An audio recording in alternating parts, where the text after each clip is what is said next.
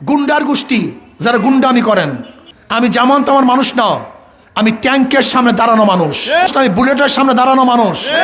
দলের মধ্যে দলীয় কোন্দলে কোন দলের মধ্যে 200-র উপরে খুন হয়েছে। যারা নিজেদেরকে নিজেরা হেফাজত করতে পারে না, দলের লোক দলের মানুষকে হেফাজত রক্ষা করতে পারে না, তাদের কাছে সমস্ত পাবলিক রক্ষা পাবে না। আমি একজন যোদ্ধা হিসাবে জুলাই এবং আগস্টের যুদ্ধে সামনের কাতারে ছিলাম। এই গুন্ডার গোষ্ঠী যারা গুন্ডামি করেন, খুব ভালো মতো শোনেন, বোঝার চেষ্টা করবেন। আমি যেমন তেমন মানুষ না, আমি ট্যাঙ্কের সামনে দাঁড়ানো মানুষ। আমি যেমন তেমন মানুষ না, আমি বুলেটের সামনে দাঁড়ানো মানুষ। আপনাকে জানেন, তখন কিন্তু ফখরুল সাহেব, মির্জা ফখরুল আলমগীর সাহেব কিন্তু ওই মিছিলে দেখাতে পারবেন না। সালাউদ্দিন সাহেব ভারতী ছিলেন, মিছিলে ছিলেন না। রেজবি সাহেব মিছিলে ছিলেন না। আমাদের তারেক সাহেব কিন্তু সামনের কাতারে ছিলেন না। শফিক সাহেব সামনের কাতারে ছিলেন না। কিন্তু আপনাদের এই সন্তান কিন্তু সেই জুলাই আগস্টের বিপ্লবের সামনের কাতারে ছিল। কেন নেতৃত্ব দিয়েছিলাম? আন্দোলন কেন করেছিলাম? বৈষম্য থাকবে না, বৈষম্য দূর করব, চাঁদাবাজি মুক্ত দেশ করব, সন্ত্রাস মুক্ত দেশ করব। কিন্তু আমরা কি দেখলাম?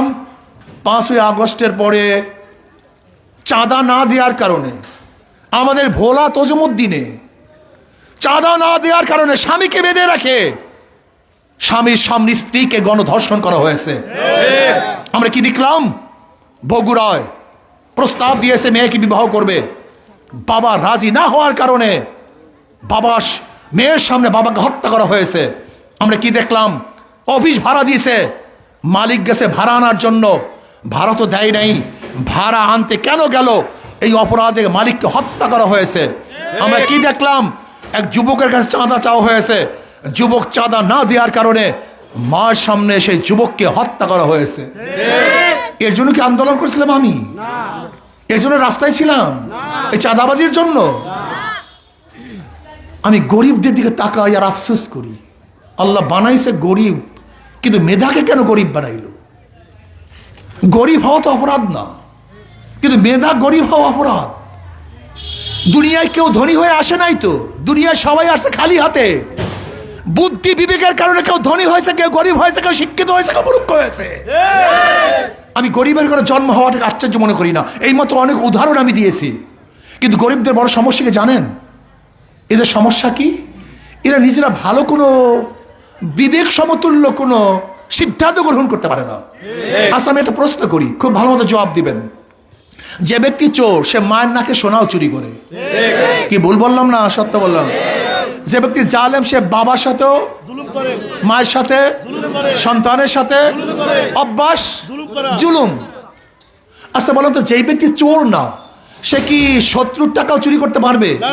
কারণটা কি বলেন তো? কথা কয় না। যে ব্যক্তি চোর না, কি জোরে দেন, আমি চুরি অভ্যাস নাই, আমার সামনে যে 1000 কোটি টাকা পড়ে থাকে, আমি চুরি করতে পারবো? কারণটা কি? অভ্যাস নাই। আচ্ছা বলেন তো, আমি তো জালেম না, আমি কি শত্রুর সাথে জুলুম করতে পারবো? কিন্তু যেটা চোর, ও আপন জনটা চুরি করবে। যেটা জালেম, আপনার সাথে জুলুম। দেখেন নাই 5ই আগস্টের পরে কোন দল, শুধু দলের মধ্যে দলীয় কোন্দলে কোন দলের মধ্যে 200-র উপরে খুন হয়েছে। যারা নিজেদেরকে নিজেরা হেফাজত করতে পারে না, দলের লোক দলের মানুষকে হেফাজত রক্ষা করতে পারে না, তাদের কাছে সমস্ত পাবলিক রক্ষা পাবে না। ঘিলু মাথার মধ্যে নাই, ঘিলুটা মাথার মধ্যে নাই। আমি বুঝি না গরিবদের অবস্থাটা কি।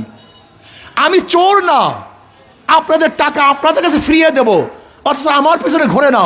আর যেগুলো চোর, টাকা, বদমাশ, তাদের পিছনে গরিবরা হাঁটে। এর জন্য ভাগ্যের পরিবর্তন হবে না কোনোদিন। শোনেন, ভালো মতো শোনেন। একজনের নাম এ, একজনের নাম বি, একজনের নাম সি। এও চোর, বিও চোর, সিও চোর। ক্ষমতা আছে এ, সে কি করবে? হটাও এ, বসাও বি, সে কি করবে? হটাও বি, বসাও সি, সে কি করবে?